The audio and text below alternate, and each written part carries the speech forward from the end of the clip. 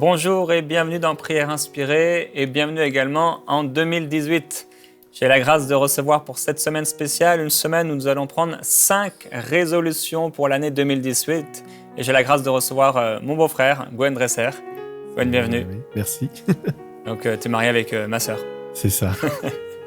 Et pendant cette semaine avec lui, on va prendre plusieurs résolutions et on veut vraiment vous souhaiter une excellente année 2018 de la part de toute l'équipe de MCI TV. J'étais tout à l'heure dans les bureaux et Michael m'a dit il faut bien que tu souhaites une bonne année à tous ceux qui nous écoutent. J'ai dit oui, je comptais le faire. Donc on veut vous souhaiter une excellente année 2018 et proclamer la gloire, la bénédiction de Dieu sur vous. Si vous n'avez pas écouté la semaine dernière dans Prière Inspirée, j'ai fait une semaine de prière intense, particulière dans la présence de Dieu, au pied de Jésus.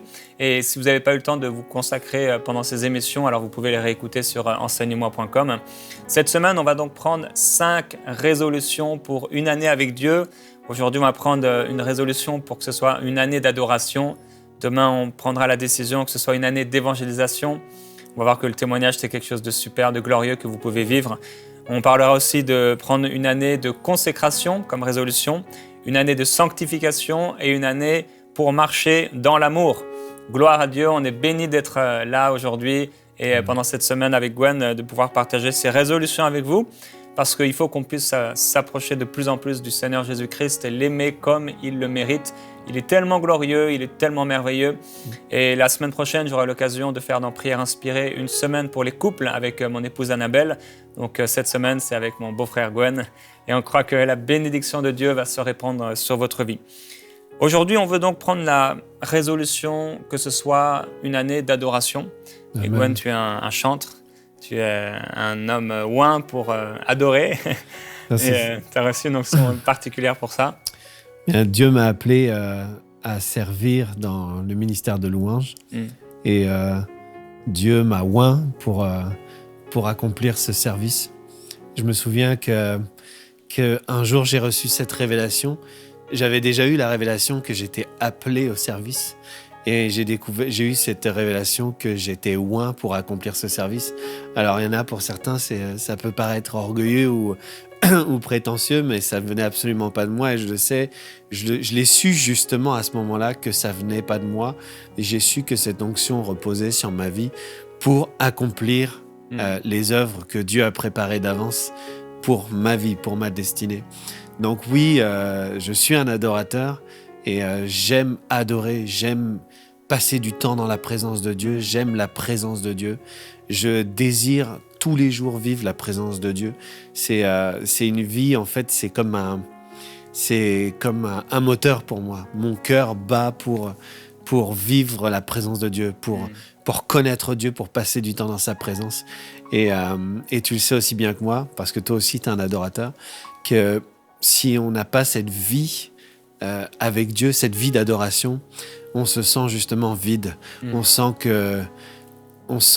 ne sent plus la présence de Dieu et on n'a plus le même glorieux témoignage qu'on a habituellement de Jésus-Christ là dans notre vie. Donc oui, c'est une année où on va prendre une décision d'aimer Dieu, on va prendre une décision de l'adorer, de découvrir aussi ce que c'est que l'adoration et découvrir qu'en fait, adorer Dieu, c'est l'aimer.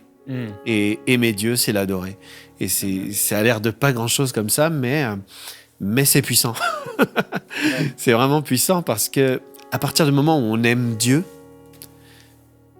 on a toute la vie de Dieu. À partir du moment où on est accroché à Dieu, toute la vie de Dieu nous est donnée.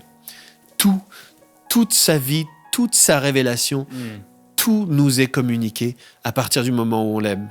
Et je te laisse un peu la parole parce que je sais qu'il y a des choses à dire. Mais... En tout cas, c'est une année de résolution, un moment de résolution ce début d'année. Mais c'est le plus grand de tous les commandements. Tu aimeras le Seigneur ton Dieu de tout ton cœur, de toute ton âme, de toute ta force, de toute ta pensée. Et Jésus dit c'est le premier et le plus grand de tous les commandements. C'est pourquoi il nous a paru important, essentiel, fondamental que de prendre cette première résolution pour cette année, d'aimer Dieu plus que tout, de l'adorer. Et l'adorateur, j'ai eu l'occasion de le dire quand j'ai parlé de l'amour injuste dans Paroles de femmes. Et dans In Studio, c'est plus qu'un chant, c'est une vie vie consacrée, une vie livrée à Dieu. Et c'est vraiment notre désir pour vous, frères et sœurs, C'est mon désir pour toi que cette année soit pour toi une année dans la présence de Dieu, une année dans la gloire, une année où Dieu va venir te visiter parce que tu prends le temps de lui parler, tu prends le temps de te consacrer.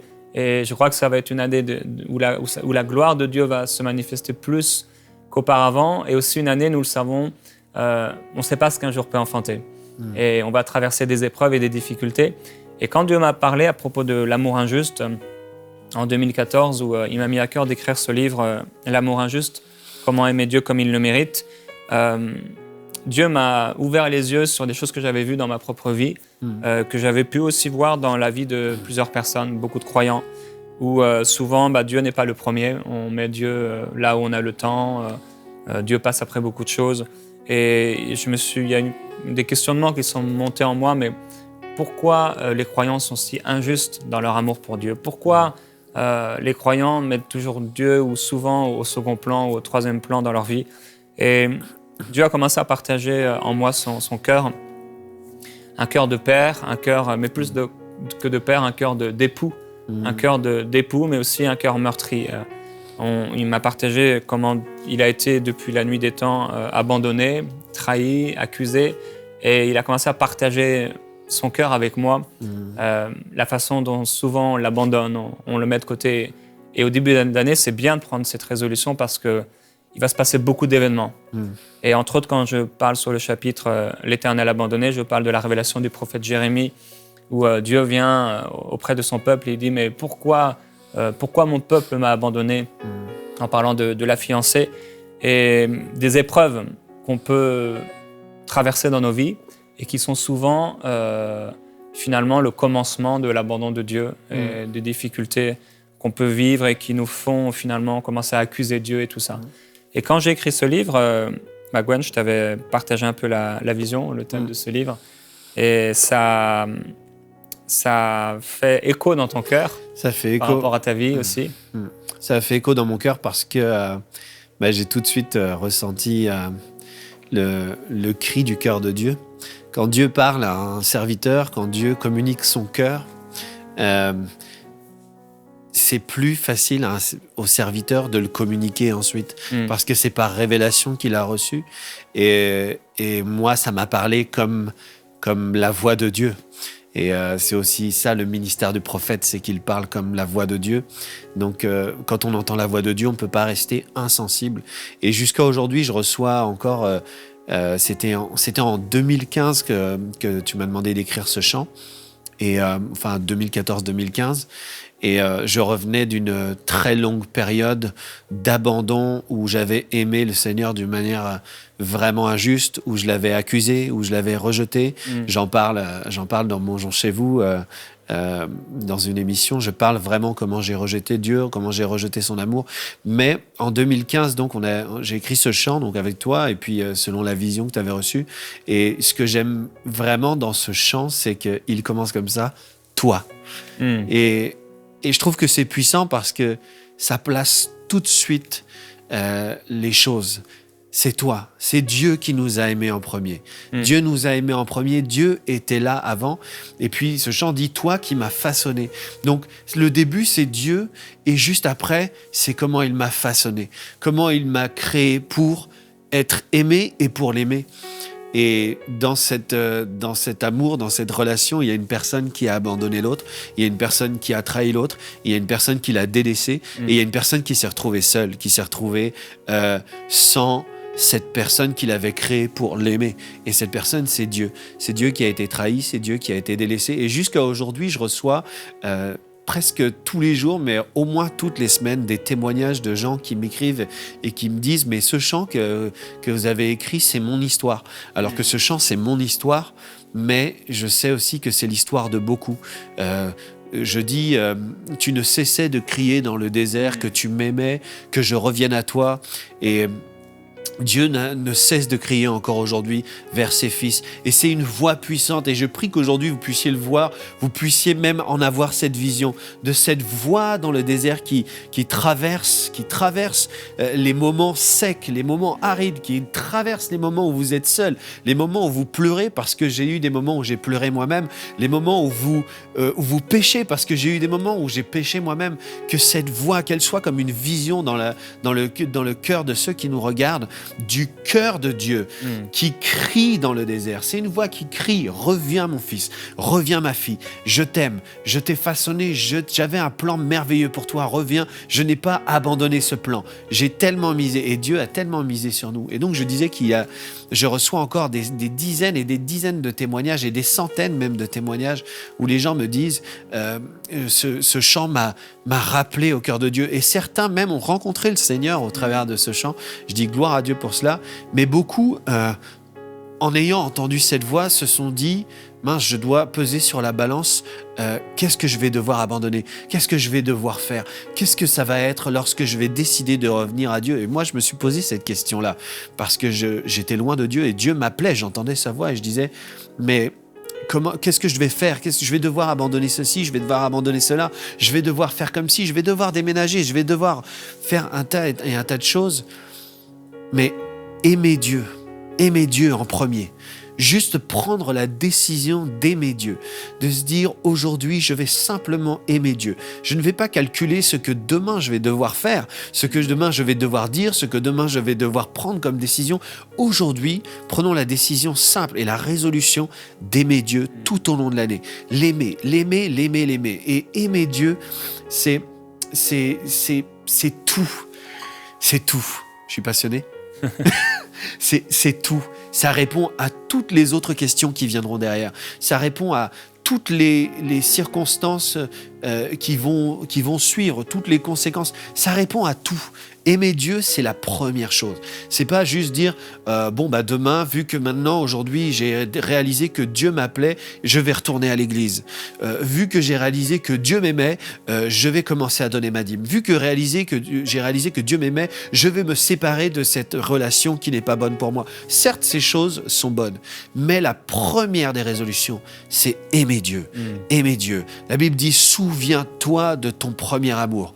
La Bible ne dit pas: souviens-toi de ce que tu faisais pour moi. La Bible dit: souviens-toi de ton premier amour. Et c'est le cri de Dieu pour nous. C'est: souviens-toi de cet amour que tu avais pour moi. Quand tu m'as rencontré, lorsque j'ai rencontré Jésus-Christ, moi, je le connaissais pas. Je connaissais rien du tout de la Bible. Je connaissais rien du tout du Seigneur.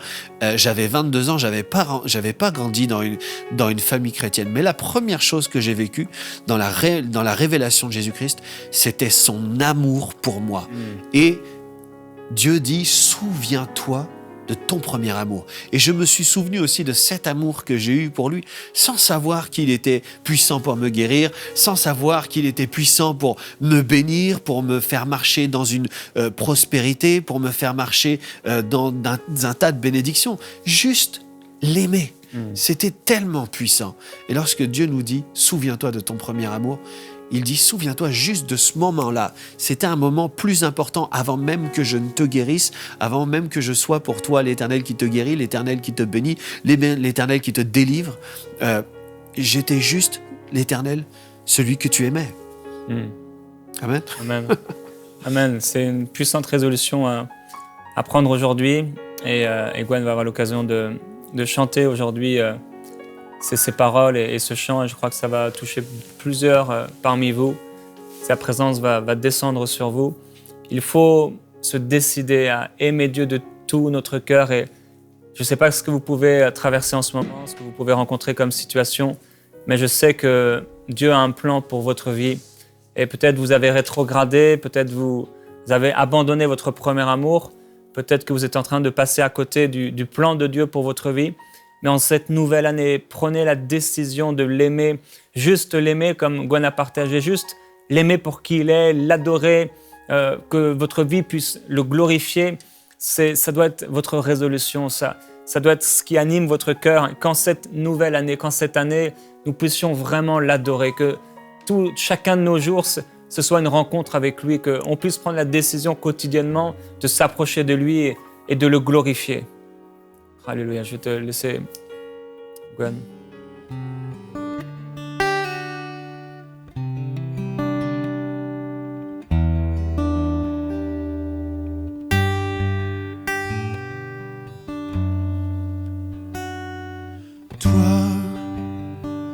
Qui m'a façonné au sein de ma mère, qui a prononcé sur moi des mystères et des merveilles que je porte en moi. Toi qui as célébré le jour de ma venue, qui m'a accueilli à bras étendus, et ce cœur de paix s'est ému pour moi.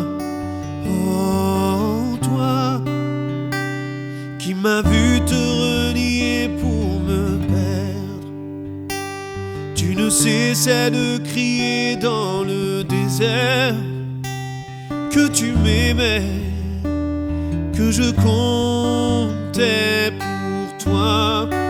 Oh, toi qui ne considère plus ce que j'ai fait, mais qui regarde à ce que je ferai comme un sujet d'honneur et de joie. Toi qui a semé dans ma vie des trésors, et le précieux don que souvent j'ignore, tu me bénis, tu le feras encore. Oh, oh, toi qui me chéris depuis le premier jour, je ne saisis l'étendue de cet amour. Je t'ai trahi, mais tu m'aimes en retour. Oh, toi qui m'as vu te renier pour me perdre, tu ne cessais de crier dans le désert que tu m'aimais, que je revienne à toi. Oh, toi qui ne considère plus ce que j'étais, mais qui regarde à ce que je serai comme un sujet d'honneur et de joie.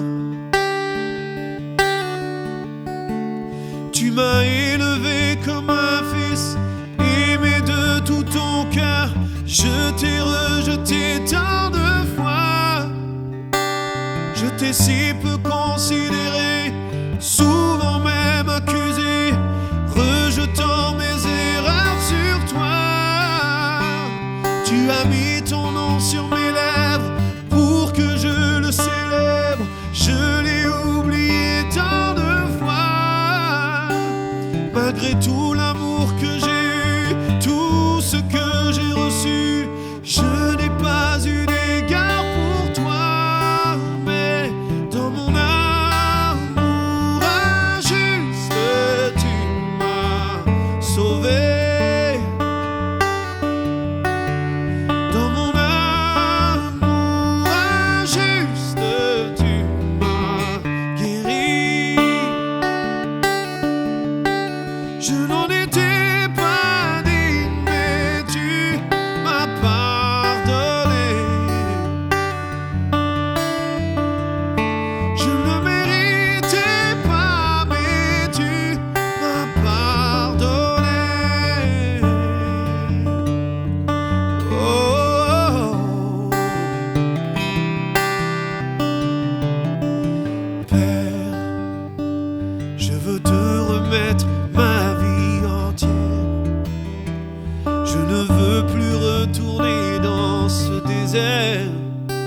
Je t'appartiens et c'est toi que je sers. Oh Père, tu es ce que je désire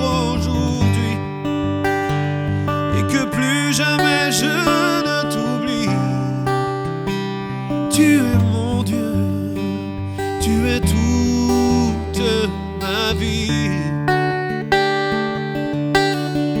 toute ma vie, toute ma vie. C'est toi, Seigneur, toute ma vie.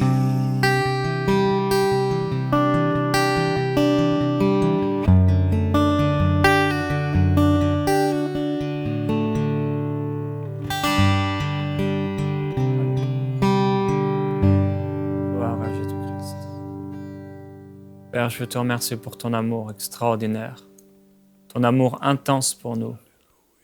Je veux te glorifier, Père, parce que tu ne nous as jamais abandonnés. Et Père, je prie pour tous ceux qui traversent des temps difficiles, des épreuves, tous ceux qui, l'année précédente, t'ont abandonné, t'ont mis de côté, et aujourd'hui, ils tombent sur cette émission et leur cœur est touché. Je te remercie parce que tu es plein d'amour. Comme le Père de ce Fils prodigue, tu nous reçois les bras grands ouverts. Tu prépares pour nous un anneau d'or, un vêtement blanc. Tu effaces nos péchés, tu nous pardonnes. Tu nous pardonnes de tout péché, tu nous aimes d'un amour éternel.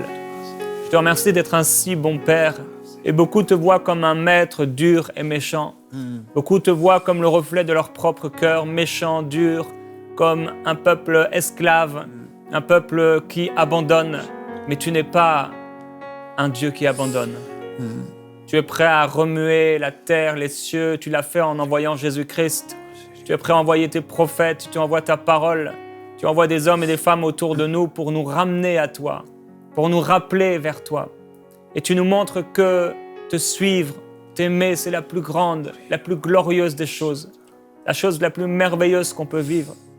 C'est pourquoi, Père, je prie que ceux qui écoutent reviennent à toi. Qu'il y ait aujourd'hui des décisions de t'aimer, décisions de t'adorer. À travers le prophète Osée, tu lui demandes de prendre une femme prostituée. Et tu dis que de la même façon qu'il a pris cette femme prostituée, tu es prêt à prendre tous ceux qui se sont prostitués à des idoles, prostitués en aimant les choses de ce monde, en t'abandonnant. Tu es prêt encore et encore à pardonner. C'est ce que Jonas n'a pas pu accepter, c'est ce qu'il n'a pas pu comprendre. Comment tu es un Dieu si miséricordieux, un Dieu si bon, un Dieu si compatissant, un Dieu lent à la colère, riche en bonté, en amour. Ô glorieux Jésus-Christ, on t'aime et on te remercie pour ton amour extrême, pour ton amour intense, pour ton amour passionné pour nous. Tu nous aimes d'un amour éternel. Tu nous aimes avec passion, tu nous aimes avec force. Tu nous aimes sans nous condamner, sans nous rejeter, sans nous accuser. Tu as jeté nos péchés derrière toi. Père, dans la mer de l'oubli, tu les as mis. Tu as pris la décision d'oublier toutes nos fautes et toutes nos transgressions. Et c'est pourquoi on te dit merci. Merci pour le sang de Jésus-Christ. Merci d'avoir à notre place frappé Jésus-Christ. Merci de l'avoir écrasé à notre place. Oh oui, le châtiment qui nous donne la paix est tombé sur Jésus-Christ. On te glorifie, on te remercie. On veut t'aimer plus que tout en cette année. On veut prendre la résolution en cette année 2018 de t'adorer, de vivre pour toi. On veut pas que le monde nous prenne. On veut pas être dirigé par les choses de ce monde. On veut pas être contrôlé ou dominé par des convoitises ou par des hommes ou par des choses. On veut que tu sois le premier. Prends la première place, on te la donne. On te donne la première place, la place dans notre cœur. On veut t'aimer à nouveau d'un premier amour. On veut t'aimer, Seigneur, d'une façon passionnée, plus qu'on peut aimer quoi que ce soit dans ce monde. Oh Père, je prie que ce soit la prière de ton peuple aujourd'hui, que ce soit la prière de ceux qui écoutent. Glorieux Jésus-Christ. Alléluia, oui Seigneur, nous t'aimons, nous t'aimons. Merci Seigneur. Toi qui nous regardes en ce moment, je veux prendre ce temps pour parler de la part de Dieu, de la part du cœur de Dieu. Le cœur de Dieu te dit, reviens à moi. Reviens à moi, souviens-toi de ton premier amour lorsque tu me suivais au désert.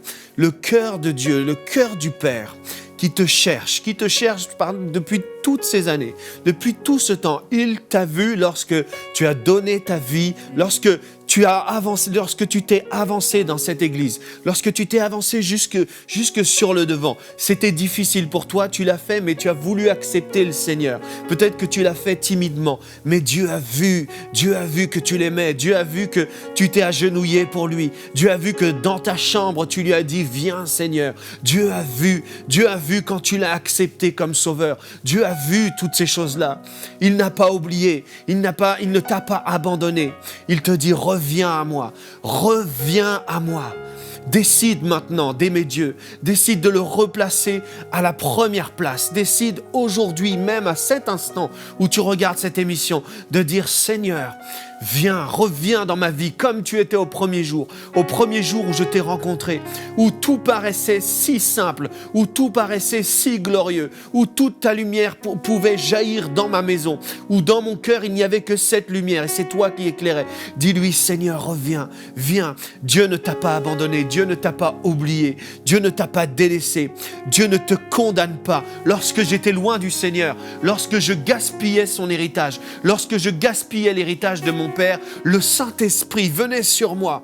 Il venait sur moi et il me couvrait de son amour. C'est son amour qui me couvrait. Ce n'était pas un esprit de condamnation. Ce n'était pas un esprit pour me montrer mes fautes, pour me montrer comme j'étais loin. C'était un esprit, c'était son esprit, son amour. Il me recouvrait, il me couvait, il me réchauffait, il me démontrait Jésus-Christ qui avait payé pour moi. Oh, aujourd'hui, si tu entends sa voix, n'endurcis pas ton cœur. Si tu entends sa voix aujourd'hui, n'endurcis pas ton cœur. Ne te soucie pas des décisions que tu devras prendre, des décisions que tu vas devoir faire, que tu vas devoir prendre pour ta vie, changer, déménager, délaisser. Ces choses-là, elles ne sont pas encore importantes. En ce moment même, la meilleure des décisions, c'est d'aimer Jésus-Christ, de l'aimer, de lui dire, Seigneur, je t'aime. Tu es tout pour moi. Oh, Dieu a fait une grande fête lorsqu'il t'a créé, lorsqu'il t'a façonné. Il t'a façonné d'une manière merveilleuse. Il t'a dessiné selon un plan parfait et unique, original, authentique, préparé pour des œuvres bonnes. Oh, quelle gloire dans le ciel. Les anges se sont réjouis et ils se réjouissent encore parce que Dieu n'a pas abandonné son plan. Il ne t'a pas abandonné. Reviens à ton premier amour. Reviens à Jésus-Christ. Il t'aime tellement. Il t'aime tellement. Alléluia. Aujourd'hui, tu peux prendre cette décision d'aimer Dieu comme résolution pour cette année, pour ta vie, de l'aimer passionnément, de vraiment le mettre en premier dans ta vie. C'est quelque chose que tu peux faire. Cesse d'accepter, d'écouter les pensées sataniques qui te disent que suivre Dieu, c'est dur, suivre Dieu, c'est difficile, suivre Dieu, c'est moins bien, car suivre Dieu, c'est la chose la plus extraordinaire que tu peux expérimenter dans ta vie. L'aimer, l'adorer, même dans le désert. Et Gwen l'a partagé dans C'est mon histoire. Il a vécu des temps tellement difficiles et j'ai vu ces temps tellement difficiles. Les épreuves de notre vie sont là. Oui, il y a une fournaise, un feu qui est là. Mais je crois que ce feu n'est pas là pour te faire tomber. Ce feu est là pour t'approcher du Seigneur. Approchez-vous de Dieu, il s'approchera de vous. Approchez-vous aujourd'hui du Seigneur Jésus-Christ. Et comme première résolution de cette année, prenez la résolution d'aimer et d'adorer Dieu. Alléluia. À demain dans Prière inspirée.